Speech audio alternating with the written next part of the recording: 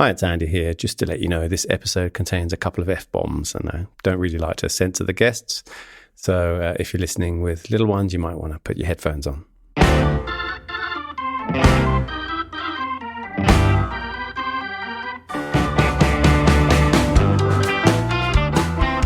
Hi, and welcome to Power of 10, a podcast about design operating at many levels, zooming out from thoughtful detail through to organizational transformation and on to changes in society and the world. My name is Andy Pillane. I'm a service design and innovation consultant, coach, trainer, and writer. My guest today is brand strategist and design systems expert Allati El Henson, who is currently lead brand designer at Cloudflare. Allati, welcome to Power of 10. Thank you. Thanks for having me, Andy. It's really good to be here. I'm glad to do this session with you. So we spoke a little bit before.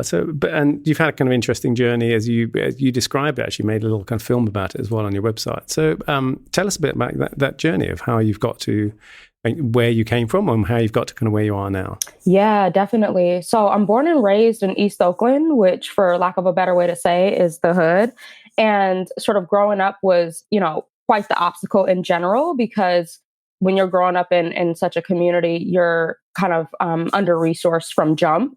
And my mom is actually not from this country. She's from Palestine. So that made it, doubly more interesting to also, grow up with this foreign parent and sort of be looked at as this sort of outsider, no matter where you are. And so with that kind of in the back of my mind, as I'm, navigating the world, I've always had to really be very strategic about every single move that I've made. And that's kind of helped me get to where I am today. From sort of the beginning, I was always sort of told that, education is going to be my way out of this, circumstance.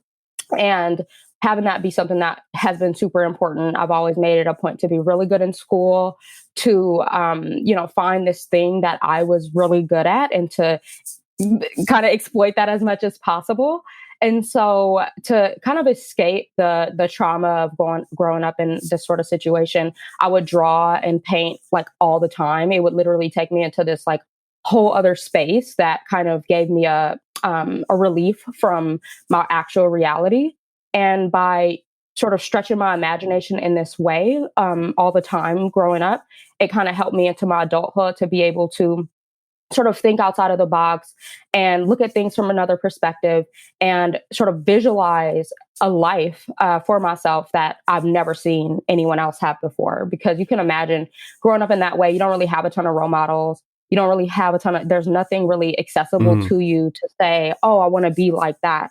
And so to be able to find design and, find this relief was, very I'm almost surprised. Every day that I think about it, I'm like, wow, this was such a crapshoot in some ways. I don't even know how it actually happened. And when I find myself telling other people this story who don't really have a similar perspective and who are not from my background at all, they kind of look at me and they're like, but how did you make it out of the hood? And I'm like, well, I just told you. And they're like, but how is that even enough? Because you would think that it's just impossible, right? And some of it, feels like it was, but you kind of see this opportunity as this little pinhole. And if you just target it perfectly right and things line up perfectly right, then you can sort of make it out of there. And so by really finding my passion and really putting education to the forefront and being as resilient as possible, because people are going to tell you that, you're not good enough, or oh, you might want to take remedial classes instead of starting off in sort of the regular standpoint in college, and just being like, no, I think I'm smart enough to do this. I'm going to just go ahead and do it. And then just kind of going for it. So that's kind of how I would say I kind of made it to where I am today, being super resilient, not letting people tell me no, and believing in myself.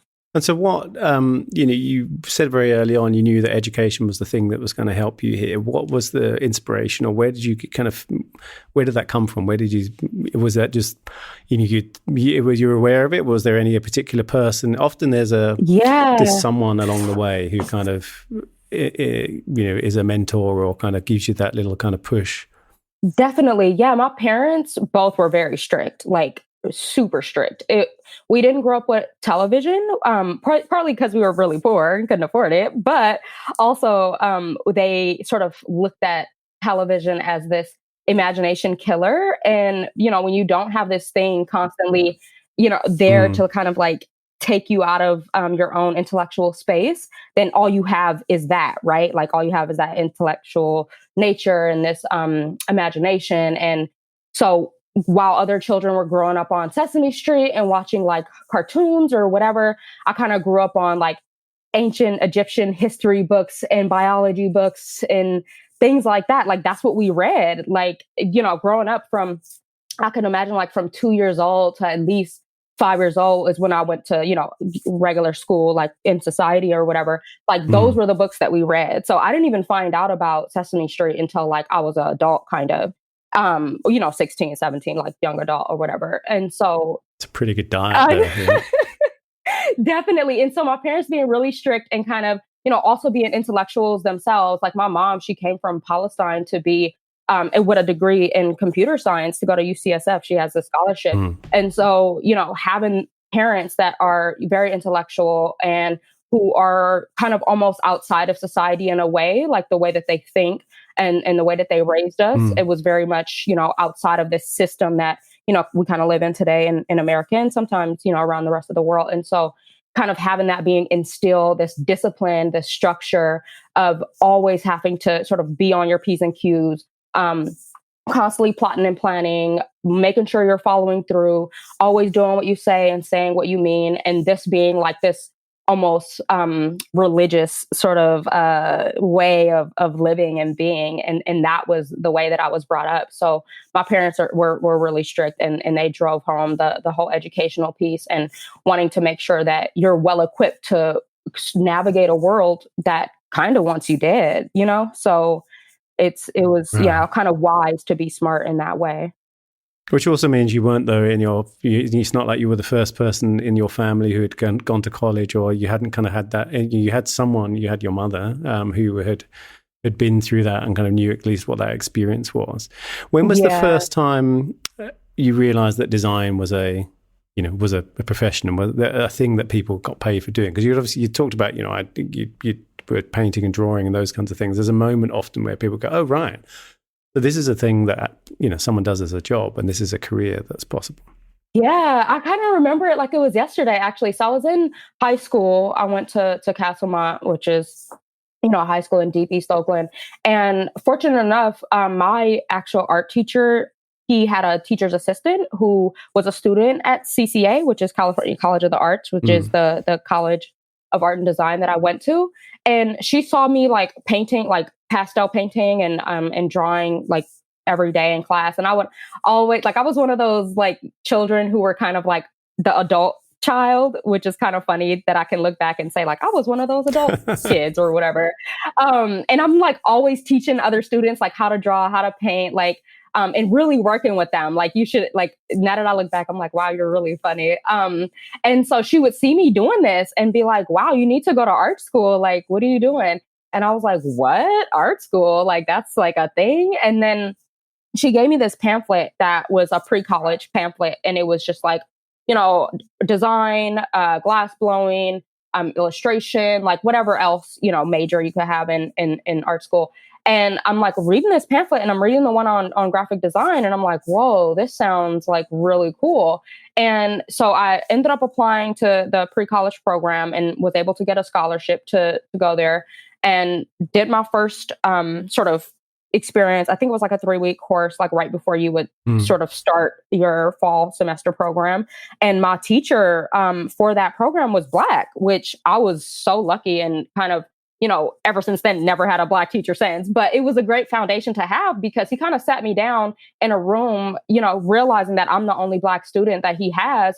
And he kind of was just like, hey, just so you know, this is what it's going to look like throughout your whole time here. And I'm going to let you know right now, you need to work 3 times as hard. You need to be this much smarter. You need to be this much on top of all your stuff because people expect you to not be very good. And, also being from, the hood, essentially, they're going to, doubly sort of judge you for who you are. And so having somebody just like cold hard, just like tell me exactly like what I'm about to be up against was really valuable to me because it made me kind of more aware of who I am and what it means for me to be in a space like this.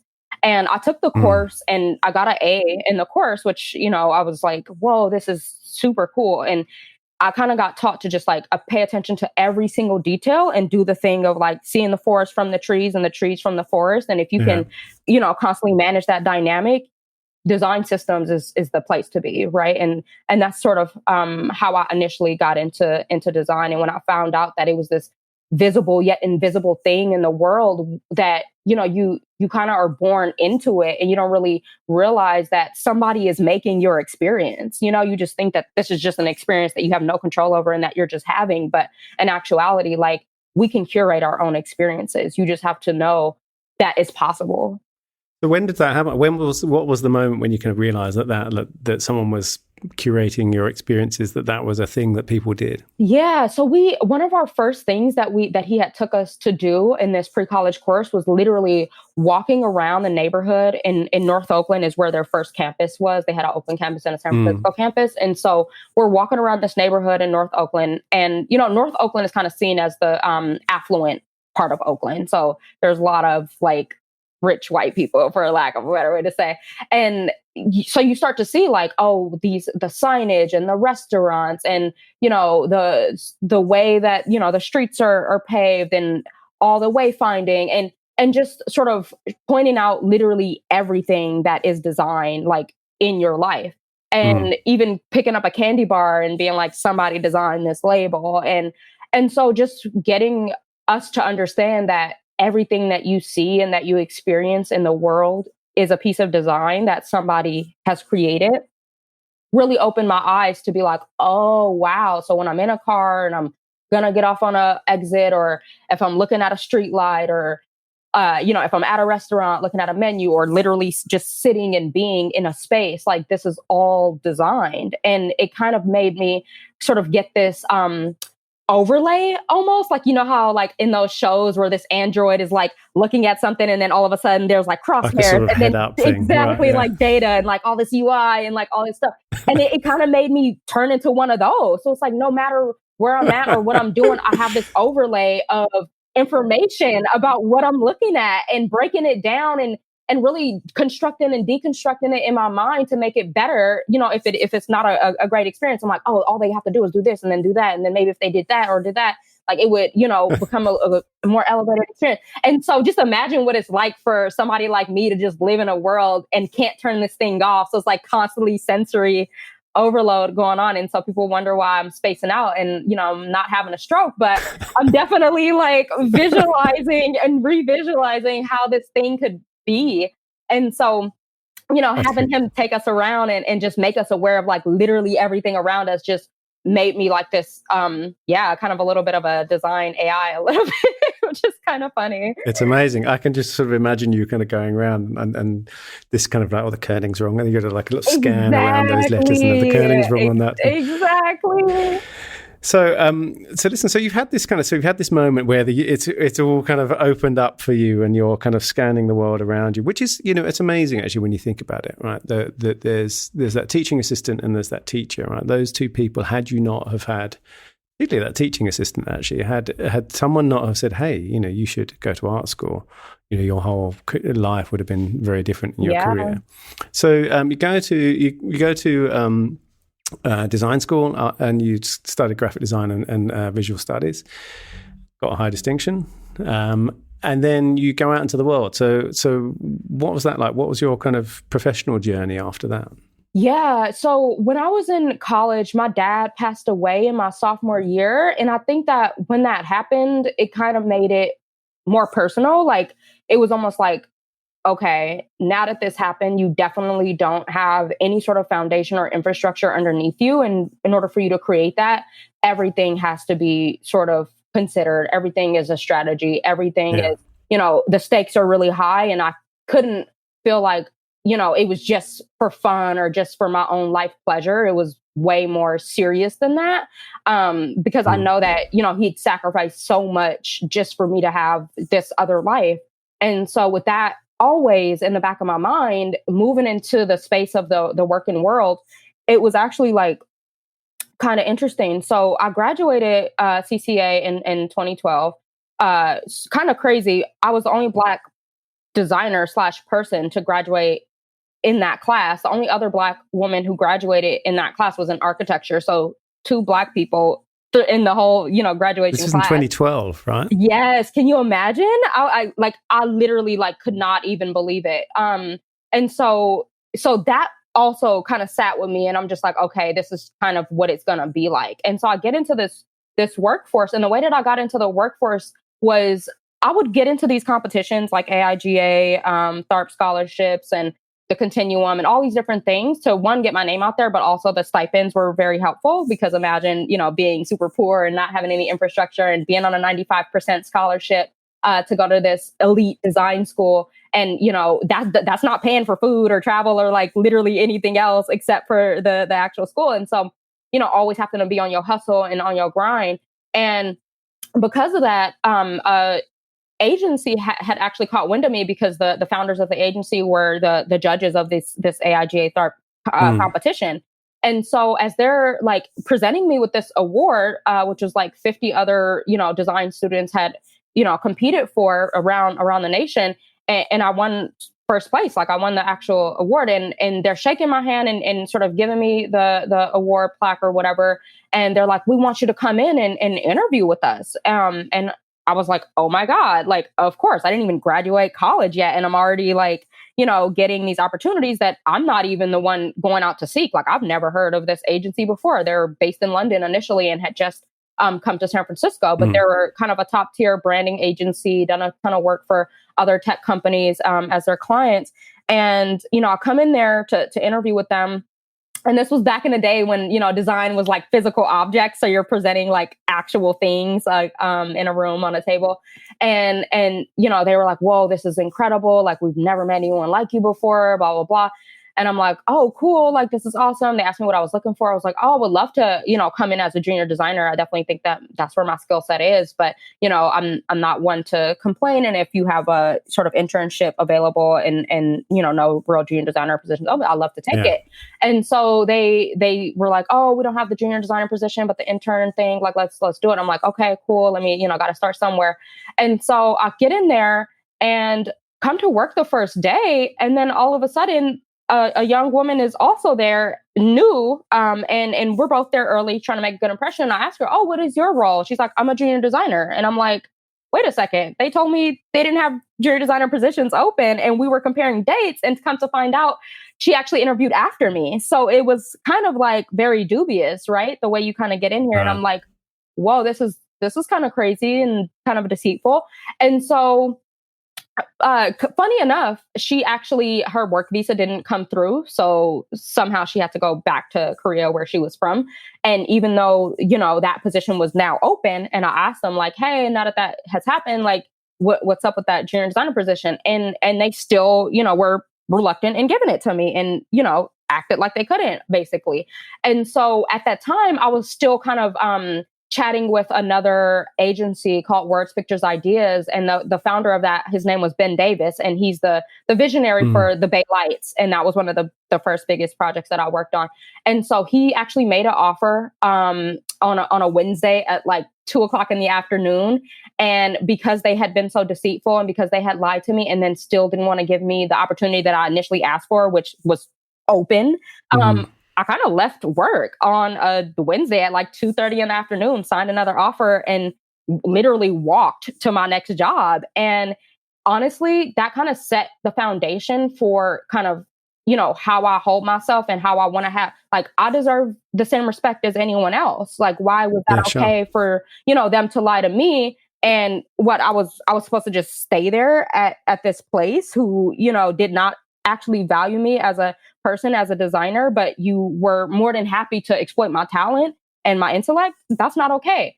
And so knowing this in the back of my mind, what my worth is, it kind of let me know, this wasn't something that I wanted to happen, but it was something that I had to do, because it's just a business decision at that point. I was literally going to not be able to afford to come to work with the amount that they were, trying to pay me. And so that just gave me okay. And starting my new position, he gave me 2 weeks pay right up front. which was amazing. And, went on to work on some really great projects. Like I did the wayfinding signage for Fisherman's Wharf and redid their crab. So for the next 50 years, this crab is going to be the iconic crab that I created, which is really funny. Did the single space and multi-space meters in San Francisco. So when that rolled out and all that became digitized, I did the UX and UI for that and the design of all the decals, which is really, one of those things that is, again, a seamless part of a human experience. Like you're not thinking while you're interacting with these meters or the wayfinding signage, like that some girl from the hood had designed it. And, you're like having this experience. And, working on the Bay Lights, which is this huge art installation, which we raised millions of dollars that we didn't even think we were going to raise. And now it's still up 5 or 6 years later, and it'll continue to be up because people come from around the world to see this piece.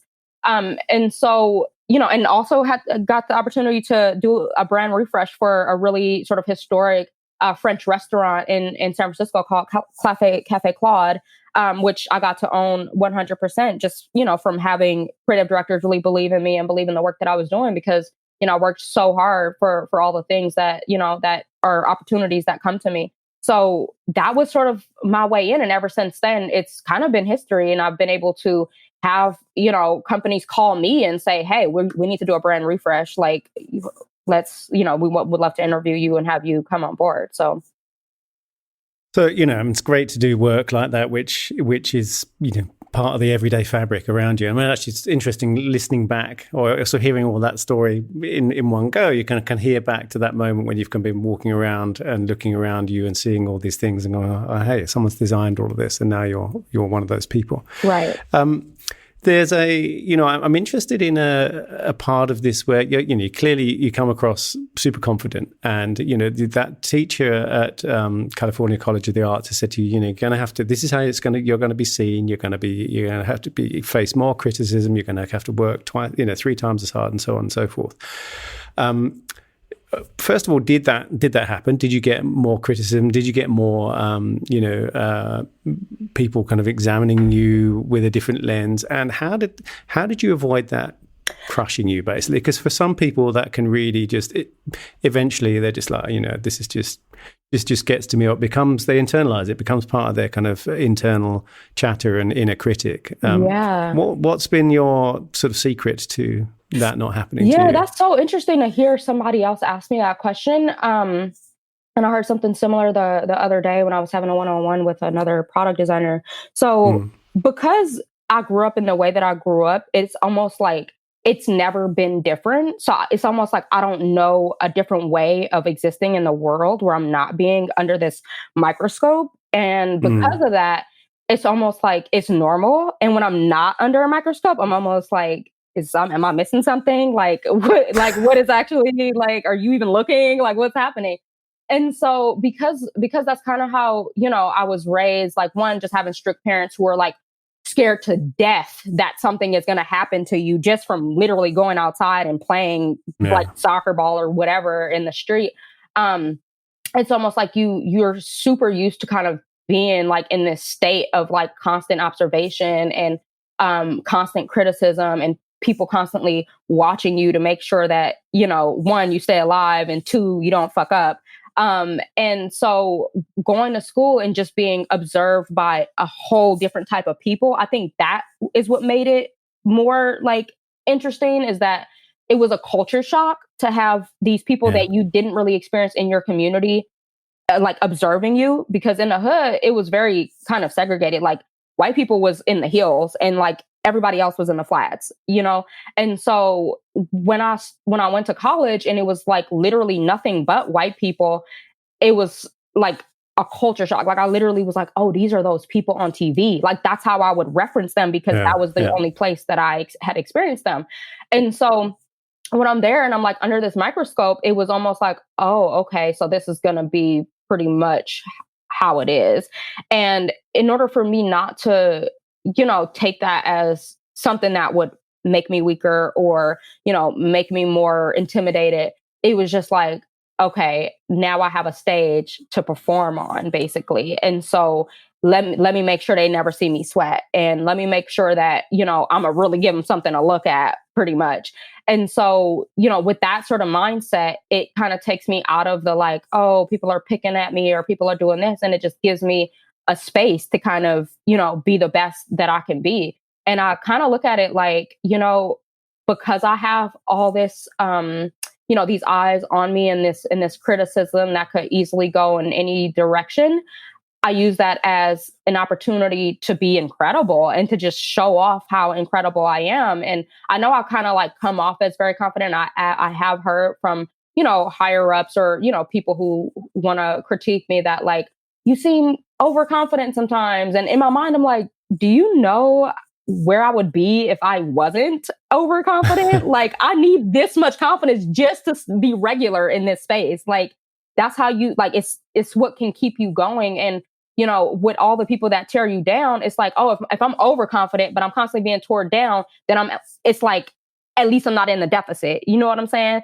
So if I have a regular amount of confidence and I'm being torn down, I'm gonna get in the deficit really quickly. But if I have an over amount of confidence and I'm getting torn down, then I just have, I'll end off with a regular amount of confidence. And so knowing I have to over supplement myself with that, it's just kind of like, well, I know somebody's going to take $50. So if I got 100, then I still got 50 left. So, it's all good. From my perspective, which, white, middle-aged, privileged male, it sounds just really exhausting too, but it kind of also seems to give you energy. I know you sort of say you're a self-confessed workaholic, right? And you talk Definitely. about it in your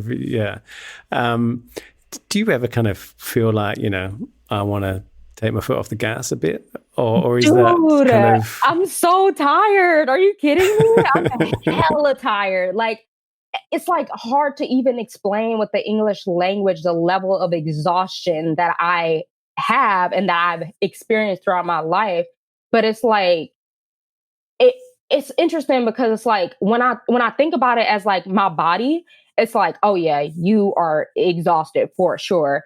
But when I think about it like as my soul, I'm like, okay, well, my soul has an infinite amount of energy. So it's like, if I tap into that as much as possible, then I'm going to get the energy from somewhere. You know what I'm saying? So I try to focus more on that part of the energy rather than the body part of my energy and the mental part of my energy, because bruh, immediately I'm tired as fuck. I'm not even going to lie. Like, I'm constantly exhausted, but I try not to, use that as my energy source, because if I was to do that, I would have been out like quite a long time ago. So I really do try to tap into that infinite energy that I have inside of me in order to constantly go at it, constantly keep that same level of excitement and enthusiasm that I had, since I first started, coming up. And so I am really tired. And it's funny because I like literally had that same sort of feedback where I was talking to a product designer and I'm just like explaining to her like how I'm excited that we're doing this brand refresh and people are all on board, and it almost didn't happen. And I came in and was like, no, there's no way. Like, and just kept going and kept pushing. And she was just like, you tell me you're tired, but you seem super energetic. And I'm like, girl, it gotta come from somewhere. Like, if it doesn't, then it's just like, I definitely wouldn't have anything to show for it. That's for sure. So, fortunately enough, it's one of the things that I think that I was able to harness from a really young age. And I don't think that I would have gotten very far without it. And so I try to keep it and keep myself tapped into it as much as possible, because I think that it's one of those things. It comes from the same place of like being able to turn negatives into positives. And because I've had to do that my whole life, it's kind of that same sort of dynamic. And it's just been very useful for me. So keep it close. I mean, it's a lot of people, when I do coaching with designers and design leaders, there's a lot of people actually have the opposite problem, which is trying to really kind of find out what I talked about recently, or wrote about recently, is the shape of themselves, and like what is the shape of you? Because eventually you're going to get to a point where actually you're not trying to fit yourself into someone else's hole. You're trying to find, just making your own one, right? Mm-hmm. Making your own, and part of that is about finding the kind of shape of you. And quite often, it's when someone tells you can't do something. It's when someone, when you push up against something, that you find out where your actual edges are. If you don't have any, you're like a kind of a blancmange, like a gas, and you don't really know kind of who you are. And often, actually, I've seen people who've kind of had, every privilege, every advantage you could imagine, and they're really lost because they haven't found their edges. They haven't kind of bumped up against anything much. Listen, there's a bit I really want to talk about your view on design and design systems too, because I saw a talk that you gave, or you were part of like a sort of panel discussion. One of the things that Cloudflare had done, and you talked about putting together a design system, and you said this thing, and it's kind of in keeping with what you've been talking about not knowing what's ahead, but that's what keeps you going. So tell me about that kind of feeling of what was the kind of work, but also where was the moment where you thought like, I didn't really know this is where this is going, and how you pushed through that as a designer. Yeah. So this is good. Yeah. Cloudflare's design system is so unique because Cloudflare is so unique. Like I've never been in a place like that before. And it's one of those places where they encourage you to take risks. They encourage you to sort of do things that you've never done before, or like they've never done before, which I really value. But things definitely have to be done in a certain way because they are so technical. Things have to be technically accurate. And I find myself in these positions where those are the sort of companies that I go for. And sometimes when I'm thinking back on it, I'm like, oh, I wonder if this is because of who I am. And knowing that, when you're at a place where things have to be technically accurate, then there is a right? And when there is a right and you're this person who people are constantly trying to prove wrong, you have something to go back to and be like, but it's technically accurate. So you can't really, you can't critique me now. You know what I'm saying? And so it's like a different, it's like a kind of a different world where, you do all this research, you get all this data, you analyze it, you work with these stakeholders and you turn it into something. And at the end of the day, what you've turned it into is all going to be backed by all this data and all this information and all this testing that you've done.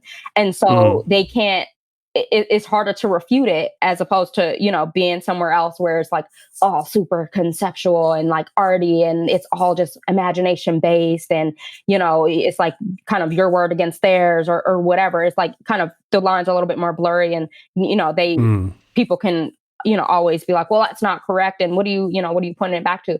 And so being in a place where it is, you kind of have to point it back to the information, it kind of gives me that edge of being like, okay, you might not like who's doing it. You might not like that I am who I am, but guess what? We got information that just like validates everything that I'm saying.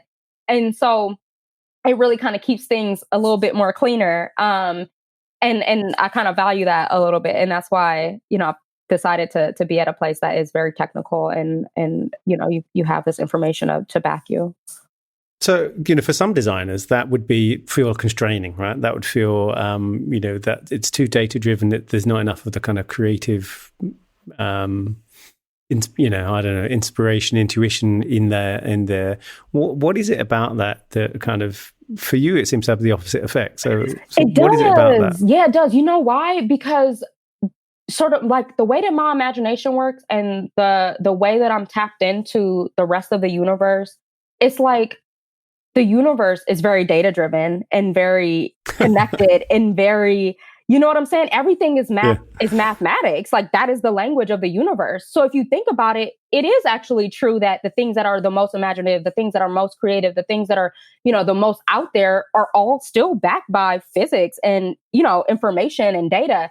And because that is the way I think, I can find the creativity in things that are more technical. And that's what makes, the design system that I've created for Cloudflare so interesting and so cool. And what made the management there so willing to sort of take it in, because it was this merger between technicality and conceptual and art and creativity, where it's this like seamless sort of experience. And that's how I was taught about like what design actually is. I remember when I was in pre-college and we were watching this Bruce Mao like video, and he was explaining how design is art and science perfectly merged together.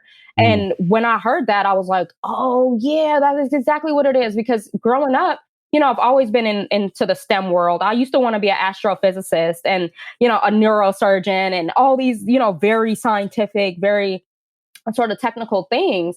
But the way that my imagination works is I'm like, oh, but I want to also do this and I want to also do that. And so finding design and design systems was just sort of my way of being everything. Because depending on what the project is, I'm going to have to learn this, or I'm going to have to know that, or I'm going to have to study this visual language or that visual language. And so it's the closest that I think anybody could really get to being a generalist in a world of hyper specificity where everybody is just this like vertical into their space. And in design systems, it's like you got to kind of know something about everything in order to do well at it, and in order to be able to see the forest from the trees and then back and there and back again. Yeah. And so because of that, it just, it's one of those things that I'm just like, oh, okay, I can see the creativity in everything. I can, like, no matter what, 1 + 1 = 2. But if you zoom in closer and closer and closer and closer, things start to become more interesting than that just sort of like hard line, right? Yeah. Listen, you mentioned Bruce Mao. I'm interested, what other influences you've had. Who else has influenced you? I mean, possibly other designers, but from other areas as well. And particularly, as you were saying, you went to college, and there's no one who looks like you there, right? Yeah, definitely not. But what other role models you've had? Yeah, this is gonna be funny. You're gonna laugh when I say this. So outside of design, like, I've been really inspired by Tupac Shakur. That's not funny. I'm not laughing at that. Okay, good. Because honestly, like, my whole time throughout college, like, I would just listen to literally all of his albums, like, all the time. Like, I even got so far, like, I created a history book in my Type 2 class, and somehow his mom got wind of it, and I was flown to Atlanta to meet his mom at one of his birthday celebrations. Yeah, it was really impactful. And she cried when she saw this book, and people thought I actually published it. And I was like, no, it's just a design project. But and that was really cool, and just the experience I would never forget. But he inspires me so much just because of his work ethic. Like, I would watch all these videos about him, and I would watch, all these interviews that he'd done, and even though, he pushed thug life and all this stuff, he was an intellectual, he was an artist, he was a creative, he was super, super smart and super personable, and just, this all around like human being. And, seeing that and seeing him be brought up in the hood, and seeing him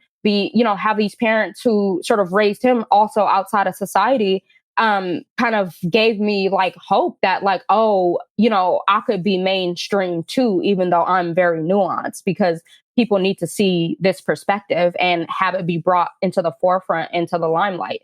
And so just seeing him and listening to his music, and sort of having him as one of these people that I would just sort of look up to as for inspiration, kind of really helped to keep me going. And even though he wasn't a designer per se, I really did sort of use him as a way to kind of keep me going, and to keep that fuel, and to just be really, really inspired.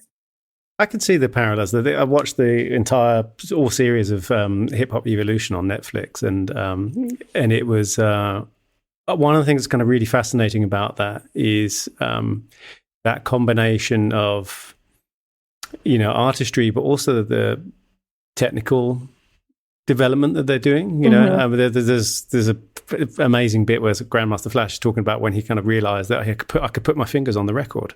And so that was really taboo, because you kind of, you ruin the record by doing that. And then I got a crayon out, and I'm kind of drawing on it so I know where I can stop the record and scratch. And that little moment of out of frustration, actually, because he couldn't get it working, and then he kind of started building his own rigs and everything. You really kind of see it all the way through. So I can completely see the parallel there, and I can see why that is inspiring too. Anyone else? Yeah, who else? Gosh, it's so hard. Like the people that I would name, I had a teacher named Jennifer Morla.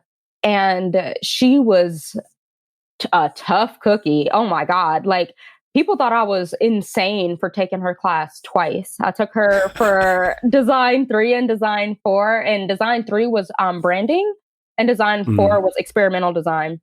And, when I took Design 3, this was right after the semester after my dad had passed away. And so I was like, oh, like, I'm going to treat this like my life depends on it, kind of, because it kind of did. It was like I needed something that was going to take literally every fabric of my being in order to do, so that none of it will be stuck in this like hole of depression, which I was dealing with. And so the project was like, oh, create your own sort of brand in sort of whatever space. And when the class started, it was 18 people. And by the time it ended, it was 3 people. So I know.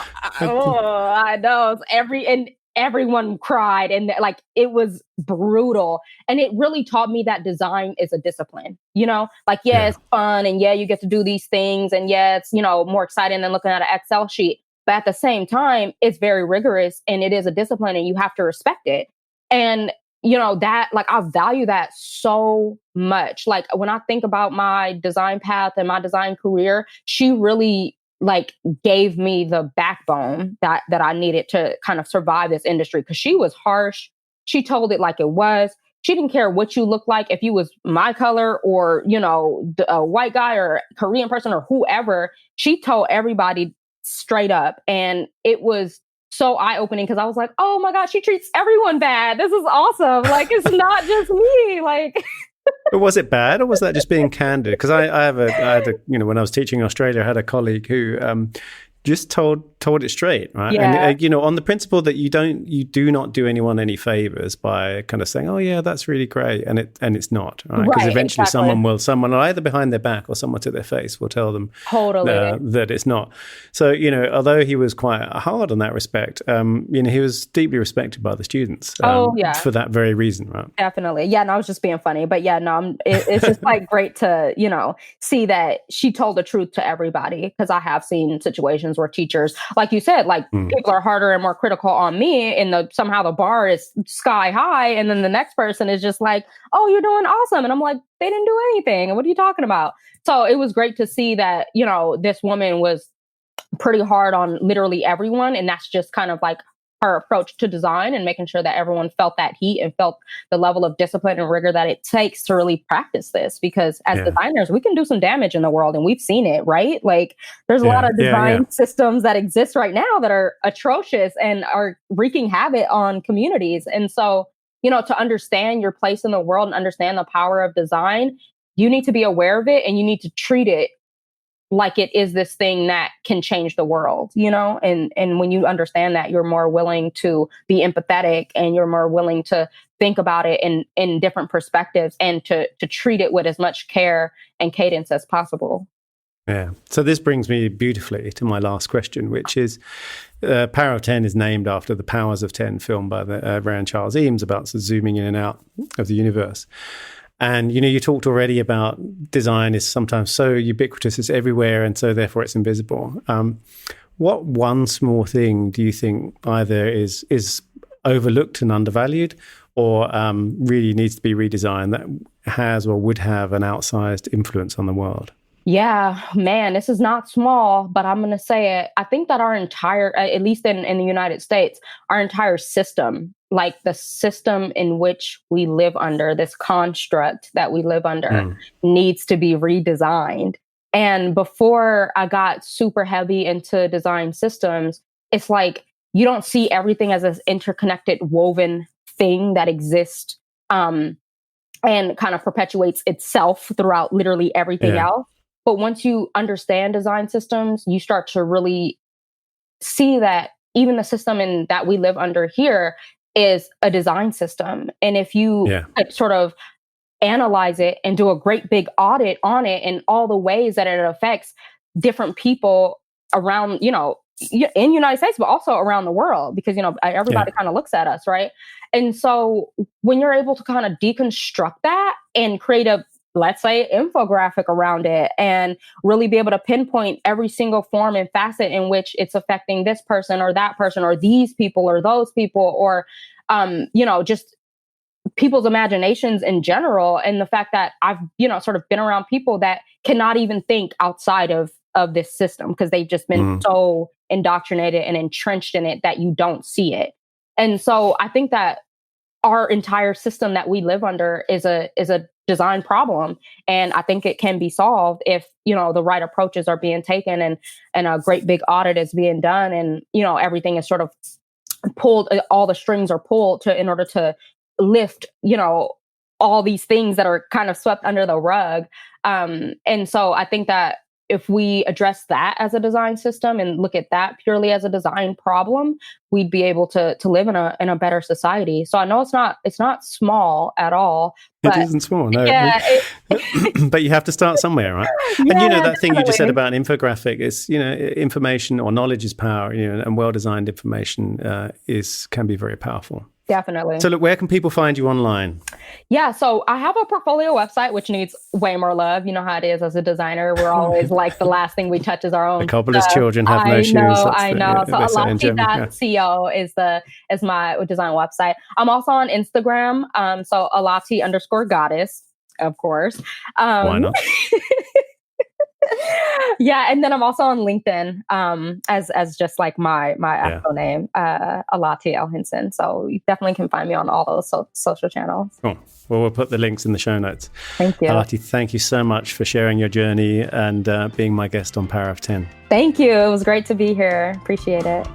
As I'm sure you're aware, you've been listening to Power of 10. My name is Andy Polaine. You can find me at apolaine on Twitter or polaine.com, where you can find more episodes and sign up for my newsletter, Doctor's Note. If you like the show, please take a moment to give it a rating on iTunes. It really helps others find us. And as always, get in touch if you have any comments, feedback, or suggestions for guests. All the links are in the show notes. Thanks for listening, and see you next time.